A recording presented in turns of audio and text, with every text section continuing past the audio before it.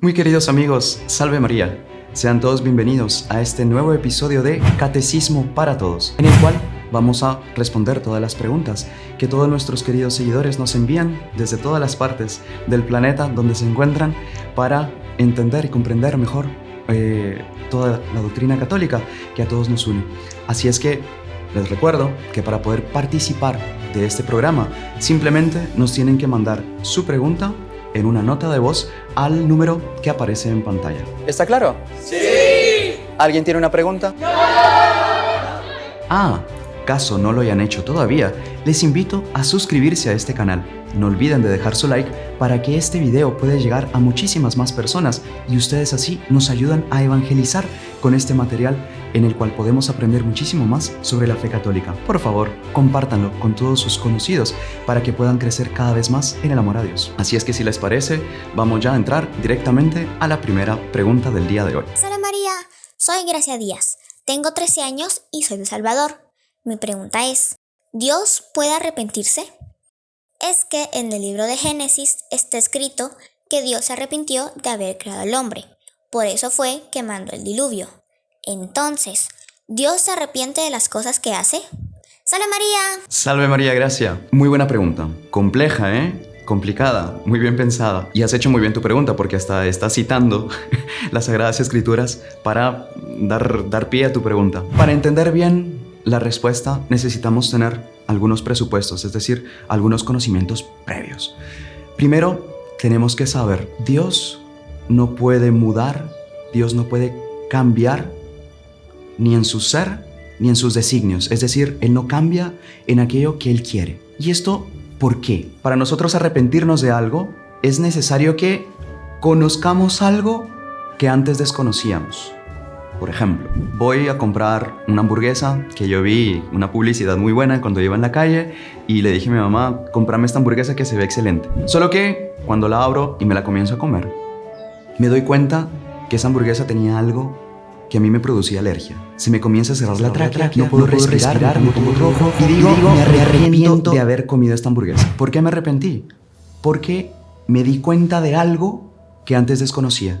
Si yo hubiera sabido que esa hamburguesa me producía alergia, yo jamás la hubiera comprado y jamás me la hubiera comido, porque sabía las consecuencias que iba a tener. Entonces, para arrepentirme de algo, para yo cambiar en lo que yo en cierto momento quería, yo tengo que conocer algo que antes desconocía. Si nosotros aplicamos esto a Dios, ¿será que Dios desconoce algo de lo que existe?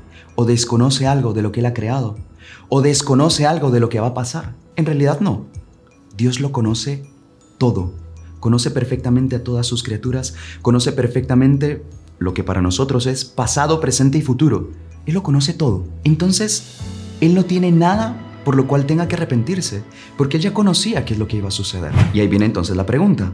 Si Dios no se arrepiente, entonces, ¿por qué en el libro del Génesis, que tú bien citaste, y de hecho, eso está en el capítulo 6, versículos 6 y 7, para los que quieran ir a conferir después, ¿por qué se dice en el libro del Génesis que Dios se arrepintió de haber creado al hombre? Ahí es importante saber. En la Biblia, muchas veces se colocan a Dios ciertas cualidades o ciertas características que son humanas. Y esto no es porque Dios las tenga en sí, sino porque es mucho más fácil para nosotros el poder como que comprender mejor a Dios, conocer mejor a Dios. Entonces a veces se habla en la Biblia de que estamos bajo los ojos de Dios, o que estamos en la mano de Dios, o que el cielo es el estrado de sus pies. Ahora nosotros sabemos que Dios es puro espíritu y, estrictamente hablando, Dios no tiene ojos como nosotros, manos como nosotros, pies como nosotros, porque es un puro espíritu. Entonces nosotros atribuimos, como que le colocamos ciertas características a Dios que son humanas para nosotros comprenderlo mejor. Y una de esas es el arrepentirse, porque a nosotros, humanos, nos toca muchas veces arrepentirnos, sobre todo cuando cometemos alguna falta, cuando cometemos algún pecado y nos damos cuenta del mal que hicimos, nos damos cuenta de algo que en realidad antes tal vez medio conocíamos y que de repente caímos, el demonio nos engañó, o que incluso conocíamos y nos quisimos hacer los ciegos. Nosotros nos arrepentimos, pero Dios no se arrepiente, por lo mismo que les expliqué antes. Entonces, ¿por qué es que en la Biblia aparece? Simplemente porque atribuimos a Dios ciertas cualidades humanas para nosotros entender mejor cuánto el pecado desagrada a Dios. Ese es el punto principal. Para nosotros entender cuánto desagrada a Dios el pecado, el escritor sagrado colocó: Él se arrepintió de haber creado al hombre. Quiere decir, si Él fuera humano, Él hubiera acabado completamente con la humanidad. Y de hecho, pues, mandó un castigo, mandó un diluvio, pero con el bien de salvar a las almas. En otro capítulo lo tratamos. Pero bien, con esto, Gracia, no sé si queda respondida tu pregunta. Dios no se arrepiente de las cosas que hace porque Él lo conoce todo y no tiene factores por los cuales se puede arrepentir de las cosas que Él hace. Y en las Sagradas Escrituras se dice que Él se arrepintió porque se le atribuyen ciertas características humanas a Dios, simplemente para nosotros entenderlo mejor. Espero que con esta esté respondida tu pregunta y si les parece, vamos a la siguiente pregunta. Hola hermano, ¿cómo está? Buenos días, habla Rodrigo López de Guadalajara, Jalisco, México. Mi pregunta es, tengo mucho tiempo que me he estado confesando, me he estado confesando con regularidad, ya que empecé a vivir como un periodo de transformación y quería preguntarle, hermano, ¿qué pasa con los pecados que tengo olvidados, los pecados que no sé si ya los confesé o no en alguna otra confesión? Muy bien, saludos hasta Guadalajara, qué alegría. Es una muy buena pregunta, porque de hecho yo creo que a todos más de alguna vez nos ha ocurrido esto. Vamos a confesarnos, nos arrodillamos, hicimos nuestro examen de conciencia previamente, decimos nuestros pecados al sacerdote y cuando nos levantamos, se me olvidó decir tal cosa. Y pues bueno, a veces era algo un poco más grave. ¿Qué hago? Veo la cola de la confesión y está larguísima. Ya me tengo que ir. ¿Será que puedo meterme a la fila de la comunión? ¿Qué hago? ¿Será que Dios me perdonó? Es una muy buena pregunta y creo que nos va a ayudar a muchísimos el conocer la respuesta. En cuanto a pecados olvidados se refiere, nosotros tenemos que tener claro que si nosotros nos vamos a confesar, hicimos una diligente preparación, hicimos un examen de conciencia seriamente, le dedicamos un buen tiempo y nos preparamos bien para la confesión. Me confieso y por miseria humana, por falta de mi memoria, falla de mi memoria, aunque sea joven, a veces puede pasar, o sea lo que fuere, olvidé decir un pecado, tengo que tener tranquilidad, porque yo tengo que tener claro que Dios me perdonó este pecado, porque no es que yo le escondí este pecado al sacerdote, ahí ya sería diferente, sino que yo olvidé decir este pecado. Si yo olvido decir un pecado en confesión, ¿qué tengo que hacer? Si estoy todavía en el confesionario y el padre me acaba de dar la absolución, pues yo le digo: Padre, olvidé decir tal cosa, con toda calma. Y ahí el sacerdote entonces comprenderá que fue un factor de falla de memoria. Si yo ya me levanté del confesionario, el caso que dijimos antes, veo que hay una cola gigantesca y no puedo meterme otra vez a la cola o sacar a la persona que se está confesando, en ese caso yo no tengo obligación de volver con el mismo sacerdote para decirle mi pecado. Si no hay nadie en la fila y puedo hacerlo sin llamar la atención, lo hago. Pero si no, no se preocupen.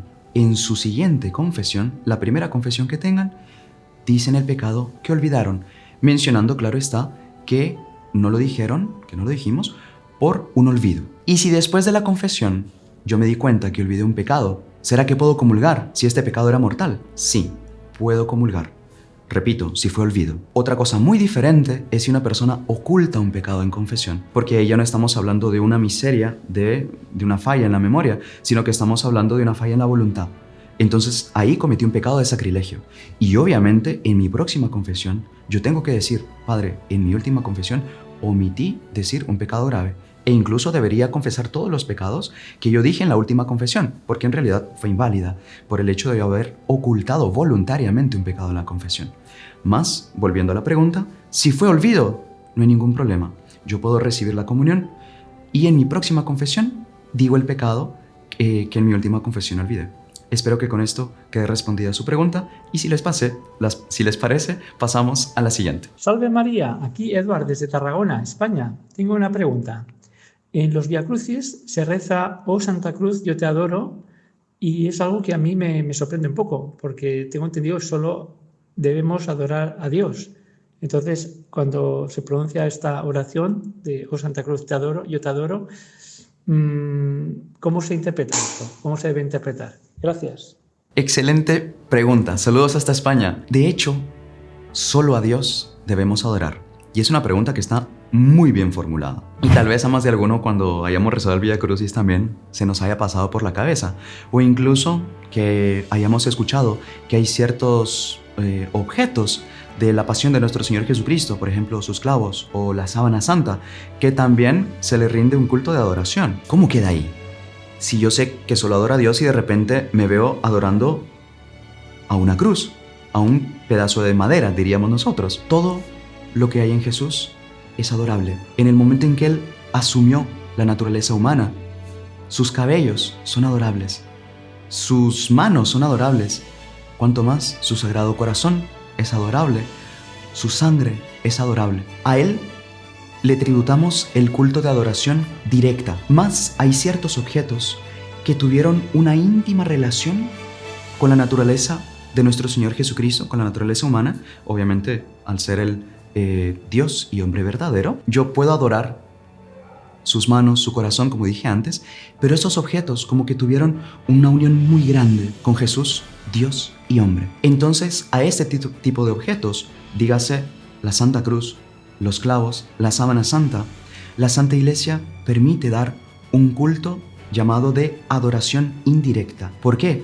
No estoy adorando un objeto en sí por ser este objeto, sino en virtud de la unión que tiene con nuestro Señor Jesucristo, Dios y hombre verdadero. En el fondo, estoy rindiendo el culto a nuestro Señor Jesucristo. Es una manera de yo agradecer ese sacrificio supremo que Él hizo en la cruz. Ese sacrificio, ese dolor que Él tuvo en el momento en que fueron clavados sus manos divinas por aquellos clavos o envuelto su cuerpo por esa sábana. Entonces, cuando yo digo, oh Santa Cruz, yo te adoro, en el fondo estoy diciendo, oh Jesús que moriste en la cruz, yo te adoro. Por medio de esta cruz, por medio de estos objetos a los que se tributa ese culto de adoración indirecta. Espero que con esto quede respondida su pregunta. Y pues bueno, mis queridos amigos, se nos ha acabado el tiempo.